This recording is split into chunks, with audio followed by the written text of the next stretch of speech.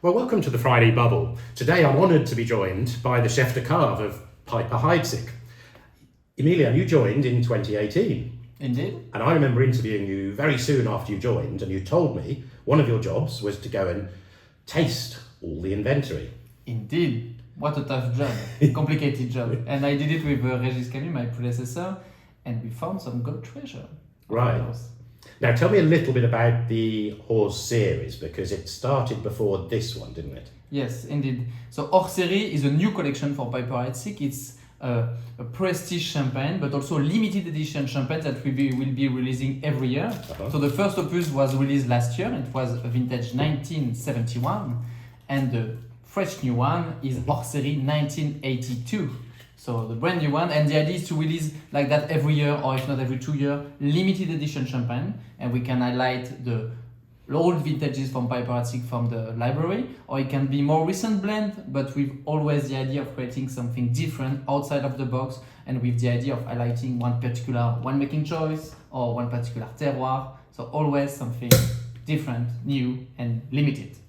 Now, obviously, when you went through and tasted with Régis, you discovered the 71. Now that must have stood out for you. Yes, I mean, we discovered plenty of good vintages, and that's good for two things. First, good wine, good treasure, but also it allowed me to really go deeply into the style of Piper-Heidsieck, because going through the history, we made vertical tasting of vintages, but also from the Brut, from Essentiel. So it's really a good way for me to really feel the style and what is Piper? What is Piper philosophy? And one of the things incredible for me is the fact that they were still on the lees. We have something really interesting today. So we're going to taste the 82 recently. Yeah. So this is recently disgorged in January 2022. Tell us about the second one briefly. Yes. So Sauvage, kind of the inspiration of Hors-Série 1982 is Sauvage 1982. So back in the 80s, Piper-Heidsieck created a cuvée, a vintage champagne called Sauvage. So it was a vintage champagne, but it was also an extra brut champagne. And back in the 80s, even in the 90s, the extra brut champagne was not very common, not very popular. So it was kind of a bold move from the winemaking team of Piper to release a vintage champagne with an extra brut dosage. So Sauvage is an iconic bottle and cuvée for Piper-Heidsieck, and I wanted to revisit it.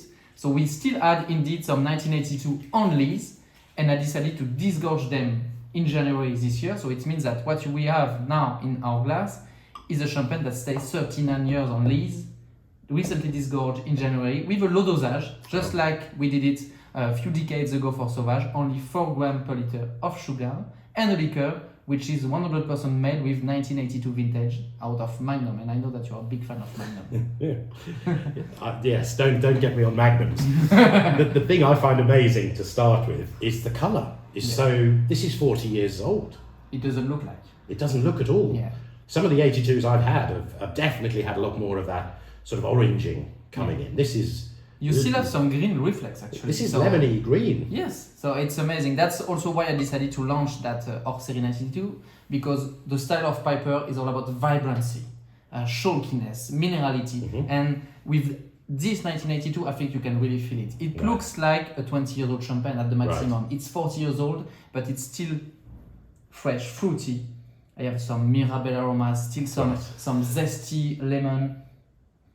So it's very vibrant, fresh, and it still has more to give. Okay. So it's amazing today, but I think the potential is still amazing. So remind me of the grape mix in these. So the balance in that blend is 60 Pinot Noir, 40 Chardonnay. That's the typical blend for Piper-Heidsieck vintage in the 80s and 90s. And most of the grapes are coming from Montagne de Reims. So we have, for example, some Verzy, some Verzenay, Bonnet in the blend for the Pinot Noir, and for the white, it's a good balance between Trépas, Vendange, and also some Côte des Blancs. There's some amazing yellow fruit in this at the moment. I'm picking more of the yellow than the Pinot. It is like if you ever put a barbecue on and put some pineapple on it. Yes. You know, it's like really toasty pineapple, a bit of mango. Yeah. I'm amazed how much the yellow fruit is dominating today. You have Mirabelle, you have some pineapple, but you have also that toastiness, but very elegant one. It's still fresh. You have a touch of toastiness, a touch also of coffee beans, but it's mainly dominated by the fruitiness, and that's what's quite amazing for 40 years old champagne. On the aftertaste of this, you get a little bit of that chocolatey. Yeah. I think it's more milk chocolate on this. A beautiful sort of textural thing. This is very, very fresh. And very fresh also the dosage, of course, which is very low, and also the winemaking. The winemaking back in the 80s at Piper was without malolactic fermentation. Okay. So it kept the fruitiness and also kept the freshness because it kept the malic acid. So the zest, the zingy finish is also linked to that type of winemaking. And 82 as a harvest was how? Yeah, it was actually 1982 is very similar to 2022. There is 40 years difference, so the climate is very different. But 1982 was a quite warm and dry vintage, so that was similar with 2022. It was a big yield. If you look at the history of harvest in Champagne, that was the biggest yield, biggest harvest ever in Champagne for all the records we had in 1982 in Comité Champagne. Since then, we had bigger harvest as well, but in 1982, that was really the biggest harvest. So that was the first thing. Then the ripeness. The ripeness was amazing for that amount of fruit and the 80s. Right. So we reached a very nice ripeness, so good quantity, good quality, ripe, fruitiness, and today we can tell that it's also a vintage that can age beautifully. No, I think it definitely will. I just am blown away by its freshness. One of the things I think obviously happened with champagne over time is it loses a little bit of pressure.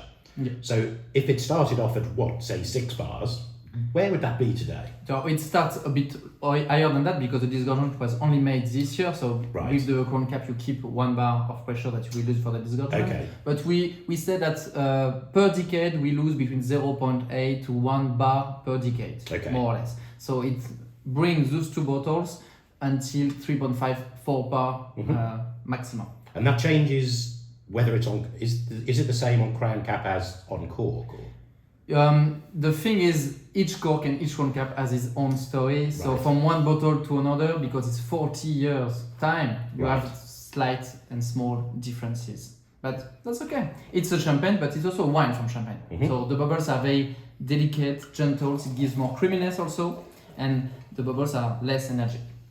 One of the things that is amazing to see is the colour. It's so this is original disgorgement. Yeah. So today with Hors-Série, this year with Hors-Série, we have 2 offers. We have the Hors-Série on its own in a single box. So that's the bottle we just tasted. And this year I wanted something even more exclusive, even more exceptional. Is a duo box. The duo box you can see here with 2 bottles side by side, Hors-Série and Sauvage. What is amazing about that is that this is the same wine, but this is not the same wine. Because the blend is the same, the date of bottling is the same, the moment of tasting in our case is the same, the dosage is the same, 4 grams.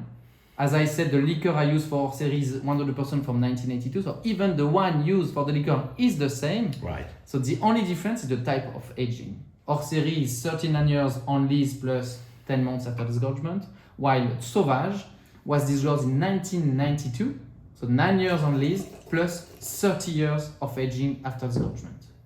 So let's see. An initial observation, colour, obviously big difference. Yes. There seems to be much more vibrancy in the bubbles in the recently disgorged one. Yes, I always have the question, what is the best way to keep your old champagne? Do you keep them on lees? Right. Do you keep them after disgorgement with the sugar? In fact, there is no good answer. It depends on the vintage, it depends on many parameters. But I have to say that with 1982, the vibrancy we kept on lees is amazing. Sauvage is still very fresh and lively and fruity as well, but now the Birabelle is becoming like dry plume, you get more spiciness, more brioche aromas. There's more much more of these sort of chocolatey coffee notes in this. I'm going to describe this as a kind of quite laid back version of this. And you can see their brothers, maybe sisters, we don't know. This is more the hyperactive one, this is more the sort of laid back one. And there's a real personality difference, isn't there, between the two? Yeah, exactly. For me, they're a bit like twins. Yes. The birth date is the same, but then they took 2 different paths. And indeed, I find maybe more maturity in Sauvage, more like creamy, round, soft, while in Hors-Série you will get more energy, more vibrancy. So I think Sauvage is amazing today. I have been tasting Sauvage for 4 years now, and it's quite very consistent. But maybe it has reached top potential, while Hors-Série can still evolve beautifully for the next 10 years. I think this is rather elegant today. I think this is shown beautifully. Yeah. It's sort of got this lovely freshness. It seems like there's a little bit more of the dried fruits and the Pinot a bit more dominating. The recently disgorged one just seems to be vibrant and yellow fruit. This has all those dried chocolates, incredibly elegant. Somehow it seems drier. Yeah. Do you think? I don't know. I think the roundness is higher, but I think in that bottle in particular, you get more bubbles that highlights a bit more freshness also in Sauvage. And as I say, you can have small variation because of the cork. 30 years on cork, it's a long time. So from one bottle to another, you can have small variation. It's always good, of course, but in that case, that bottle saves some bubbles that highlight a bit more freshness and maybe highlights less sugar, kind of. Now, if we go back quickly to the recently disgorged, has it changed? It's young, it's a baby now. Now, so going backwards, you do really see that. Yes. And it's opened up a bit. Yeah, and you have some white peach, you have some white pear. Now you still have some yellow fruit, but even white fruit.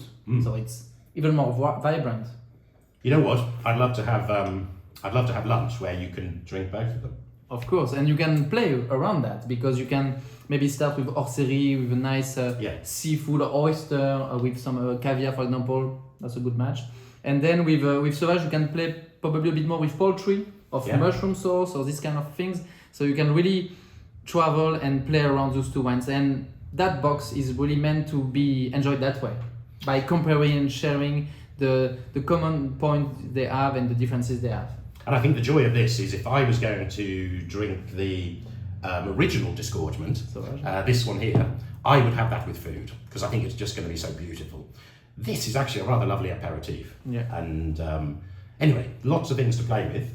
You have to pick one as your favourite today.